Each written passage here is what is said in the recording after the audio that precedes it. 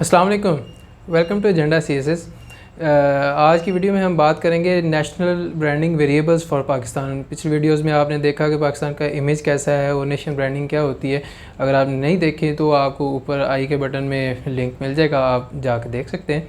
तो आज हम बात करेंगे national branding variables for Pakistan और पाकिस्तान के लिए वे फॉरवर्ड क्या है, कौन सी रिकमेंडेशंस हैं जो कि पाकिस्तान अगर अप्लाई करे तो पाकिस्तान का इमेज अच्छा हो सकता है। तो फर्स्ट ऑफ़ ऑल वेरिएबल्स, और वेरिएबल्स में मैं आज आपको 5 वेरिएबल्स बताऊंगा। फर्स्ट वेरिएबल, इस सब को बताने से पहले मैं आपको बता दूं कि ये आज की वीडियो आपके लिए बहुत ज़्यादा हेल्पफुल हो सकती है अगर आप इसको यूज़ करें टूरिज़म के ऐसे में या इमेज प्रॉब्लम वगैरह वाले ऐसे में और दीगर इस तरह के टॉपिक्स में। अगर आप इसको यूज़ करते हैं, इन चीज़ों को यूज़ करते हैं, तो ये आपके लिए बहुत फ्रूटफुल होंगी, स्पेशली अगर आप इनको किसी डायग्राम के साथ या फ्लो चार्ट के साथ कंबाइन करके या फैक्ट्स एंड फिगर्स किसी टेबल में आप बना दें तो वो आपके लिए बहुत ज़्यादा यूज़फुल हो सकती है। ठीक है जी। तो पहला नेशनल ब्रांडिंग वेरिएबल है जनाब नेशनल आइडेंटिटी। नेशनल आइडेंटिटी किस चीज़ से बनती है? कल्चर से बनती है, शेयर्ड वैल्यूज़ से, पॉलिटिक्स से, या नेशनल हिस्ट्री, फ्यूचर एस्पिरेशंस, इस सब से आपकी नेशनल आइडेंटिटी डिफ़ाइन होती है। ठीक है। तो पाकिस्तान की अगर आप बात करते हैं तो पाकिस्तान की नेशनल आइडेंटिटी एक तो है जी कि इस्लामिक स्टेट है या मुस्लिम स्टेट है, दूसरा है जी कि मल्टी एथनिक है, ऑब्वियसली बहुत सारी एथनिसिटीज़ पाकिस्तान में रहती हैं, तीसरा है जी कि Pakistan is a multi cultural state, तो ये भी ट्रू है, और चौथी चीज़ है कि जनाब इंडस वैली सिविलाइजेशन है, ये इसका खासा है। ठीक है। तो ये 4 चीज़ें जो हैं टिपिकल हैं पाकिस्तान की नेशनल आइडेंटिटी में। इसमें से सिर्फ और सिर्फ जो पहली है इस्लामिक, वो although it is positive in itself, but post 9/11 के वाक़े के बाद से पाकिस्तान को पोर्ट्रे किया जाता है एज अ फंडामेंटलिस्ट या एक्सट्रीमिस्ट स्टेट, और इसके लिए हमारे पास जो वे फॉरवर्ड है इससे हमें पता है जी कि हमें निकलना है, क्योंकि this is not who we are. ठीक है। तो वे फॉरवर्ड हमारे लिए क्या है कि हम एक अपने आप को एक प्रोग्रेसिव नेशन और प्लूरलिस्टिक सोसाइटी के लिए के तौर पे शो करवाते हैं, तो हम इस सब से निकल सकते हैं या हमारा इमेज इम्प्रूव हो सकता है। ठीक। तो दूसरा है जनाब हमारे पास archaeological treasures. Archaeological treasures are also very attractive and they attract tourists, they attract scientists, they attract analysts, they attract philosophers as well. ठीक है। तो पाकिस्तान के आर्कियोलॉजिकल ट्रेयर्स जो हैं वो बहुत वसी हैं। फॉर एग्जांपल अगर आप बात करते हैं कि पंजाब में या फिर सिंध में आपको इंडस वैली सिविलाइजेशन मिल जाती है, इसी तरह फिर आपको बलूचिस्तान में अगर आप जाएं तो वहाँ पे मेहरगढ़ में आपको मिलता है 9000 ईयर्स ओल्ड सिविलाइजेशन है वहाँ की। ठीक है। उधर के जो आसार हैं, आसार कदीमा, वो अभी तक आपको मिलते हैं या आप उनकी खुदाई कर सकते हैं। ठीक हो गया जी। तो और पाकिस्तान में डाइवर्स रिलीजन्स और उनकी साइट्स पाई जाती हैं। आपको पता है जनाब कि पहले ये सब कॉन्टिनेंट जो है इकट्ठा होता था, तो वहाँ पे एक बहुत ज़्यादा डाइवर्सिटी ऑफ रिलीजन्स थी। इससे पहले बुद्धिज़्म भी यहाँ पे रहा, फिर बाद में इस्लाम आया, हिंदुज़म भी रहा, सिखिज़म की भी सरजमीन है, क्रिश्चियनिटी भी है, तो सारा कुछ है पाकिस्तान में, और सब की जो है आर्कियोलॉजिकल साइट्स भी पाकिस्तान के अंदर मौजूद हैं।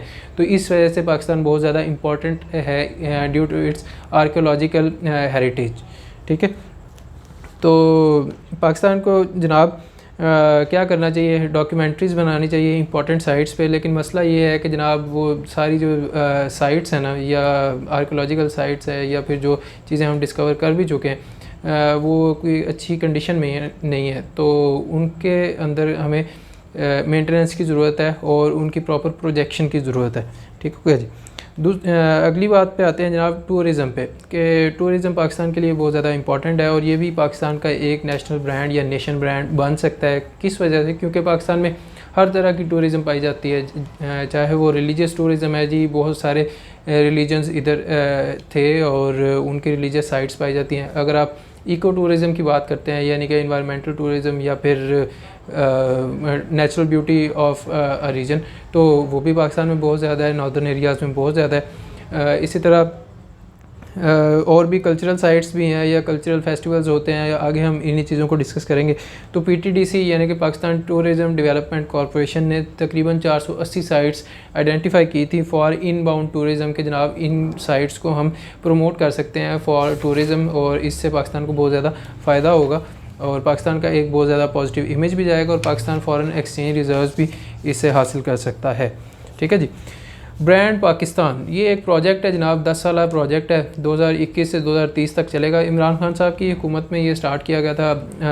अब जो शहबाज शरीफ साहब की हुकूमत है वो ऑलरेडी काफ़ी ज़्यादा स्टेबल है और वो इस चीज़ के ऊपर बहुत ज़्यादा ध्यान भी नहीं दे रहे। ये पॉलिटिकल चीज़ें हैं क्योंकि एक हुकूमत ने जो इनिशिएटिव लिया उसको दूसरी हुकूमत कैरी फॉरवर्ड नहीं करेगी, क्योंकि अगर वो हो गया या अच्छे तरीके से एग्जीक्यूट हो जाता है और सक्सेसफुल हो जाता है तो फिर उनकी अपनी सियासत को नुकसान पहुंचता है। तो ये एक पॉलिटिकल इंटरेस्ट की गेम है जो पाकिस्तान में चल रही है अनफॉर्चुनेटली। खैर 2021 से 2030 का ये प्रोग्राम है और इसमें 5 ईयर एक्शन प्लान है for construction of hotels and infrastructure और ई पोर्टल फॉर इंफॉर्मेशन जो है वो भी हमने लॉन्च करना है। तो 5 साल के अंदर ये होगा, फिर 5 साल जो है उसको वैसे प्रमोट करने में या एडवर्टीज़मेंट में सारा कुछ जो है वो हम करके तो ब्रांड पाकिस्तान हम बनाएंगे ताकि टूरिज़म को प्रमोट किया जा सके। पाकिस्तान में बहुत ज़्यादा टूरिज़म का पोटेंशियल है और टूरिज़म के ऊपर ऐसे आ भी सकता है, पहले भी एक आधी दफ़ा आया है और अभी भी आने का चांस है क्योंकि इसको बहुत ज़्यादा प्रमोट किया जाता है पाकिस्तान के हवाले से। ठीक है जी।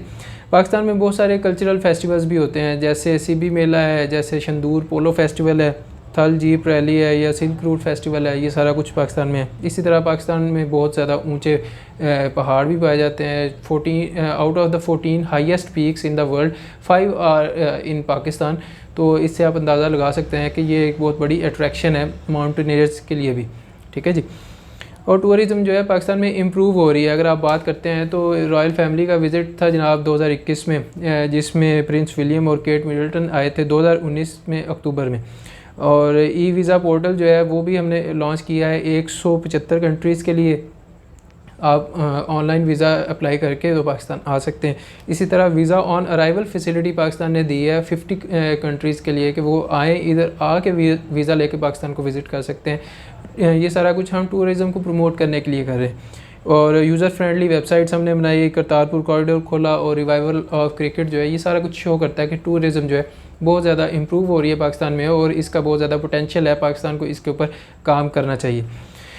चौथे पॉइंट पे आते हैं जनाब, culture and heritage of Pakistan, कि ये भी कल्चर पाकिस्तान की तहज़ीब और पाकिस्तान की सकाफ़त जो है वो किस तरह से इसका ब्रांड बन सकती है। More than 15 big ethnic groups with their own culture, traditions, values, cuisines and festivals वो पाकिस्तान में रहते हैं। इसी तरह 73+ languages are spoken inside Pakistan. Islamic culture is predominant, तो किसी ने अगर इस्लामिक कल्चर को स्टडी करना है या फिर Islamic culture mixed with the Indian civilisation study करना है तो फिर वो पाकिस्तान में आ सकते हैं। इसी तरह folklore, folk songs and music in diverse अरे, हर इलाके का अपना म्यूज़िक है। कहीं पे सितार बजाई जाती है तो कहीं पे गिटार बज रहे हैं लाहौर के सेंटर्स में, और रबाब बजाई जाती है KPK में एट्सेट्रा। तो आप देखते हैं कि जी बहुत ज़्यादा वैरायटी ऑफ म्यूज़िक इंस्ट्रूमेंट्स हैं, वैरायटी ऑफ सिंगर्स हैं, वैरायटी ऑफ फोक सिंगर्स हैं, वैरायटी ऑफ फोक स्टोरीज़ हैं, हर इलाके की अपनी अपनी। अब लास्ट एलिमेंट जो वेरिएबल ऑफ टूरिज़म प्रमोशन या फिर नेशन ब्रांडिंग के लिए आप कह लें, वो है जनाब स्पोर्ट्स। पाकिस्तान स्पोर्ट्स में हमेशा ही आगे रहा है। आपको पता है जनाब कि पाकिस्तान हॉकी का चैम्पियन भी रहा है काफ़ी अर्सा, 3-4 दफ़ा आई थिंक हमने हॉकी वर्ल्ड कप भी जीता। खैर अब उसके हालात जो हैं काफ़ी नाजुक हैं। इसी तरह पाकिस्तान ने 1992 का वर्ल्ड कप भी जीता क्रिकेट का, तो वो भी हमारे सामने है कि क्रिकेट में भी पाकिस्तान एक ब्रांड है। इसी तरह स्नूकर जो है उसमें पाकिस्तान इमर्ज कर रहा है। 1990s में भी पाकिस्तान चैम्पियन था और इस वक्त भी जो है पाकिस्तान के प्लेयर्स जो हैं काफ़ी ऊपर आ रहे हैं। तो पाकिस्तान स्नूकर का भी एक अच्छा ब्रांड है। और स्क्वाश में भी आप जानते हैं जनाब के पाकिस्तान के बहुत बड़े बड़े नाम हैं और they are the brand in squash and overall in the world. ठीक हो गया जी। आगे आते हैं जी, वे फॉरवर्ड और अप्रोचेस फॉर पाकिस्तान। कौन कौन सी अप्रोचेस हैं जिनको पाकिस्तान यूज़ कर सकता है? तो they should be a mix of long term and short term approaches. ठीक है जी। ऐसा नहीं है कि सिर्फ लॉन्ग टर्म बनाए या ऐसा नहीं है शॉर्ट टर्म बनाए, ये एक मिक्स होना है, वैरायटी होनी चाहिए ताकि आपकी एक डायनामिक अप्रोच हो और आप जल्दी से जल्दी अपना इमेज रिकवर भी कर सकें और पॉजिटिव इमेज फैला भी सकें। ठीक है। तो पहला जो पॉइंट है या पहली अप्रोच है वो है जी लिसनिंग केयरफुली, कि जनाब पाकिस्तान के बारे में क्या कहा जा रहा है इंटरनेशनली, क्या फैलाया जा रहा है, पाकिस्तान का इमेज कैसा है, तो जब तक आप अच्छे तरीके से सुनेंगे नहीं, आपको नहीं पता चलेगा कि पाकिस्तान के बारे में एग्जैक्टली क्या कहा जा रहा है। और जब आपको ये पता चल जाएगा फिर आप उसको अच्छे तरीके से एड्रेस करेंगे, ठीक है जी। उसके बारे में जो मिसकंसेप्शन है उसको एलिमिनेट करेंगे। तो यही हमारा अगला पॉइंट है जनाब, advocacy well structured and well communicated. Advocacy मतलब कि फैलाना या अपनी वकालत करना, तो ये वेल स्ट्रक्चर्ड होनी चाहिए और बहुत ज़्यादा अच्छी कम्युनिकेशन भी होनी चाहिए ताकि वो मिसकंसेप्शंस को इरेडिकेट कर सके और ट्रस्ट बिल्डिंग में हेल्प करे। It should be well defined brand and public diplomacy strategy, ठीक है जी। फिर थर्ड पॉइंट पे आते हैं जी, cultural transmission and broadcasting. Cultural transmission कि आपका जो कल्चर है उसको आप ट्रांसमिट करते हैं या ट्रांसमिशन उसकी करते हैं वर्ल्ड वाइड, तो लोग उसको देख के खुश होते हैं। पाकिस्तान में ये कुछ होता है, इतनी कल्चरल डाइवर्सिटी है, ये फेस्टिवल्स हो रहे हैं, ठीक है जी। तो कल्चरल डिप्लोमेसी भी इसको आप कहते हैं। इसमें कल्चरल टूरिज़म भी आएगी, इको टूरिज़म है, रिलीजियस टूरिज़म है, ये सारा कुछ आप प्रमोट करेंगे। और इसके अलावा जो कल्चर है उसको आप like you broadcast it online on the social media forums and also on via television channels, ताकि लोगों को पता चले कि पाकिस्तान में क्या हो रहा है और पाकिस्तान कितना पीसफुल है, ठीक है जी। फोर्थ पे आते हैं जनाब, एक्सचेंज प्रोग्राम्स। एक्सचेंज प्रोग्राम्स ज़्यादातर जो डेवलप्ड नेशंस हैं वो करती हैं, क्योंकि उनके पास फॉरेन एक्सचेंज रिजर्व्स भी होते हैं और उनके पास बजट सरप्लसेस भी होते हैं, ठीक है। खैर पाकिस्तान के लिए ये भी रिकमेंडेशन है, क्योंकि पाकिस्तान अपने से जो गरीब ममालिक हैं उनके लिए एक्सचेंज प्रोग्राम्स तो कर ही सकता है।